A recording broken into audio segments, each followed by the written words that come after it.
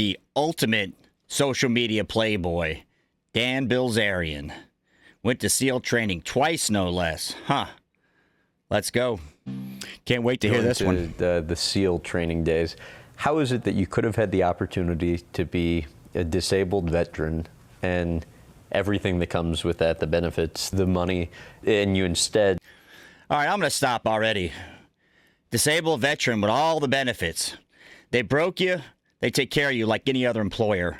So you don't forego the benefits if you stay in. When you get out, you still can go to the VA.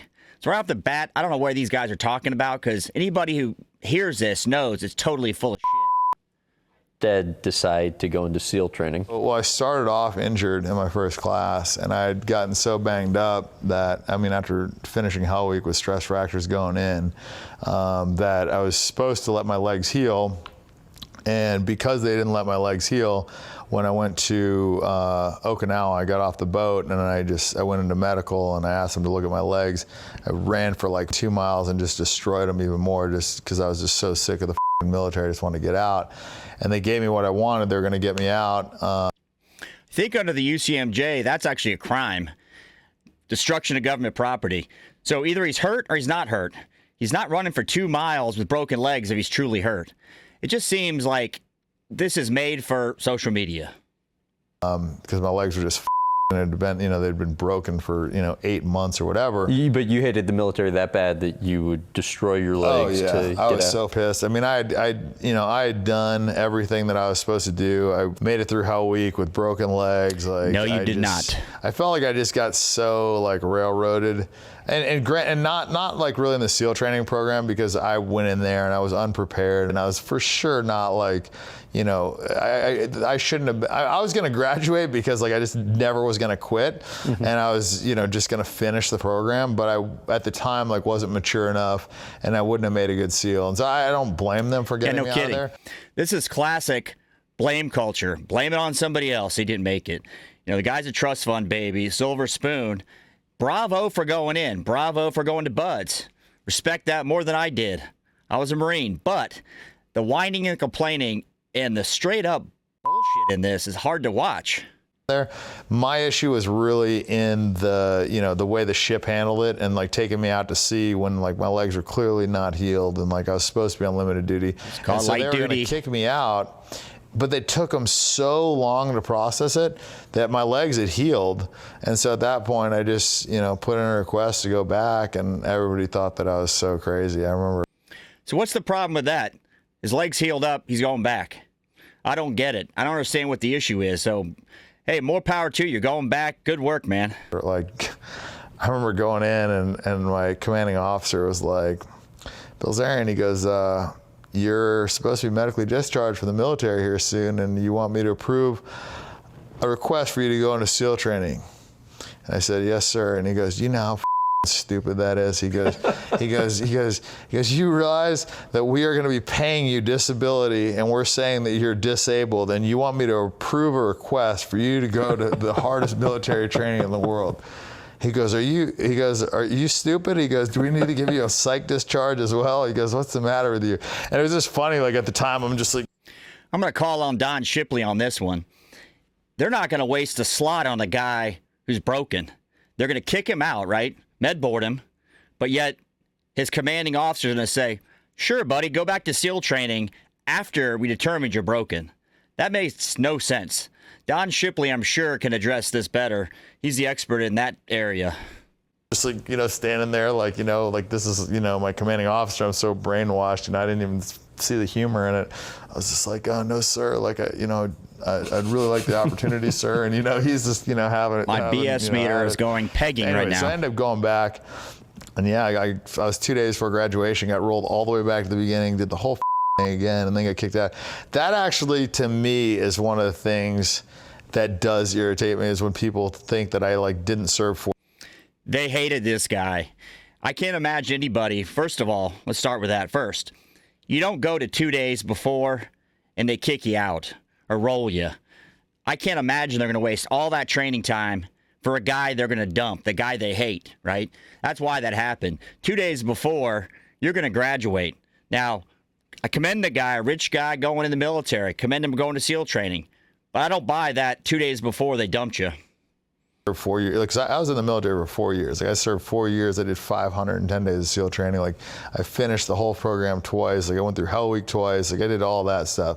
And while, like, you know, I wasn't a Navy SEAL, and I'm not expecting people to, like, you know, call me a Navy SEAL. It's just like, you know, when people say that, like, I didn't serve in the military, or that, you know, like, I quit in the SEAL training, or, you know what I mean? Like, any of that stuff, like, that actually does fucking piss me off, because I was 2 days before graduation. Like, I did the whole thing, and I did the whole thing 2 times. Well, a little more than 2 times.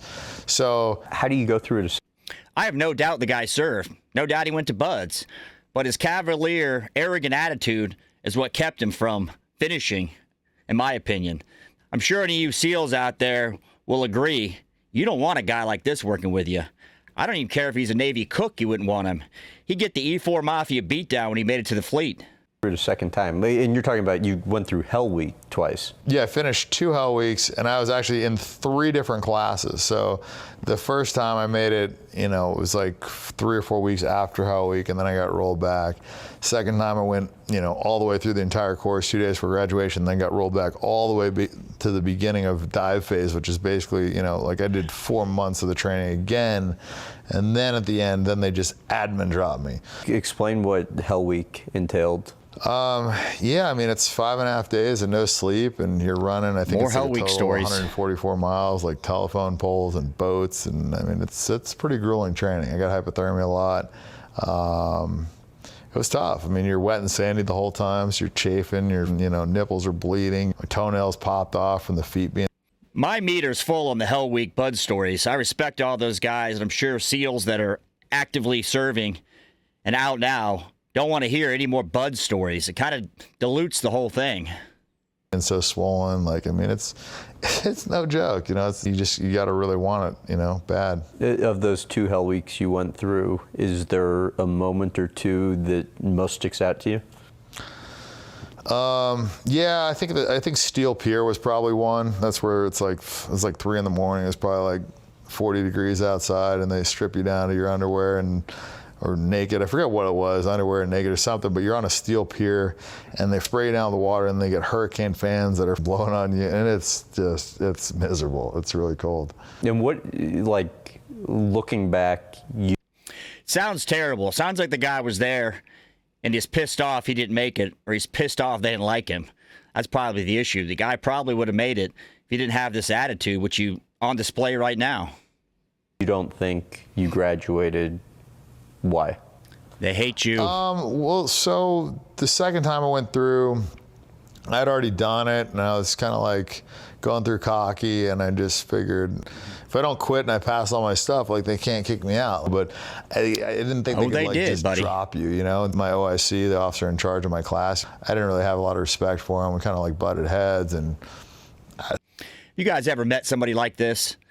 Just so arrogant, but yet doesn't back it up with 1,000% hardcore effort and teamwork. So I probably like wasn't like the best team player in that class, and you know, they gave me bad evals, and probably picked up on that, and you know, so it makes sense. When I got kicked out, I was so over the whole thing that, like, to me, in my mind, it's like, okay, I've like checked this box. Like, I did SEAL training. Like, I finished this, you know. If that makes you feel better, tell yourself you're a SEAL at night with your Instagram girlfriends. Bravo. So to me, it was like, okay, I'd climbed Mount Everest, you know, like I'd done what I came to do. So I said, I didn't really care too much at the end.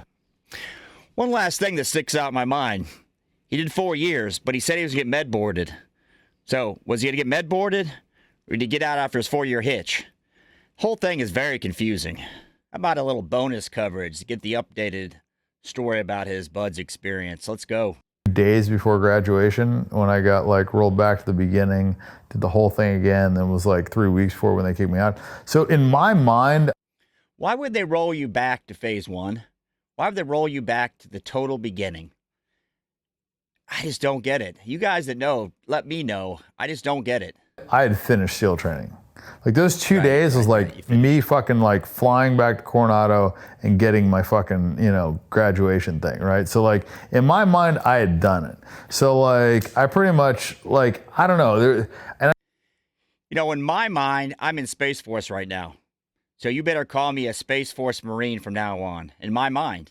And after doing 510 days of what is supposed to be 6 months of training and finishing 2 winter hell weeks and all that shit, you know, I really didn't want to like explain myself, you know, and like tell somebody like, oh, I didn't make it, and then them assume I quit, and then otherwise like I have to tell the whole fucking story. And so it's like, how many times do you want to tell that fucking story, right? So, you know, there was a time when Well, this is about the 100th time I've seen this story, why it came up. So I guess you got to tell it a few times or they can just Google your name and hear the story like I did. I just like told people that I finished SEAL training because in my mind I did.